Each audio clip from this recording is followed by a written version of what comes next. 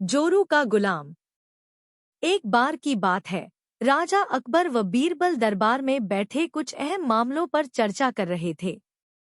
तभी बीरबल ने अकबर से कहा, मुझे लगता है कि ज्यादातर पुरुष जोरू के गुलाम होते हैं और अपनी पत्नियों से डर कर रहते हैं। बीरबल की यह बात राजा को बिल्कुल भी पसंद न आई। उन्होंने इस बात का विरोध किया। इस पर बीरबल भी अपनी बात मनवाने पर अड़ गए। उन्होंने राजा से कहा कि वे अपनी बात को सिद्ध कर सकते हैं, मगर इसके लिए राजा को प्रजा के बीच एक आदेश जारी करवाना होगा। वह आदेश यह था कि जिस पुरुष के अपनी पत्नी से डरने की बात सामने आएगी, उसे दरबार में एक मुर्गी जमा करानी होगी। राजा बीरबल की इस बात पर तैयार हो गए। अगले ही दिन प्रजा के बीच आदेश कराया गया कि अगर यह बात सिद्ध हो जाती है कि कोई पुरुष अपनी पत्नी से डरता है, तो उसे दरबार में आकर बीरबल के पास एक मुर्गी जमा करवानी होगी। फिर क्या था, देखते ही देखते बीरबल के पास ढेरों मुर्गियां इकट्ठा हो गईं और सैकड़ों मुर्गियां महल के बगीचे में घूमने लगी। अब बीरबल राजा के पास पहुंचे और बोले, महाराज, महल में इतनी मुर्गियां इकट्ठा हो गई हैं कि आप एक मुर्गी खाना खोल सकते हैं, इसलिए अब आप इस आदेश को वापस ले सकते हैं।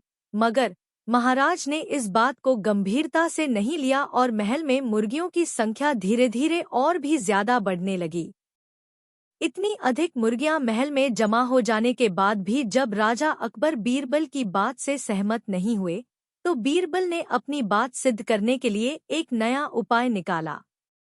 एक दिन बीरबल राजा के पास गए और बोले, महाराज, मैंने सुना है कि पड़ोस के राज्य में एक बहुत की खूबसूरत राजकुमारी रहती है। अगर आप चाहें तो क्या मैं आपका रिश्ता वहां पक्का कराऊं? यह सुनते ही राजा चौंक उठे और बोले, बीरबल, तुम ये कैसी बातें कर रहे हो? महल में पहले से ही 2 महारानियां मौजूद हैं।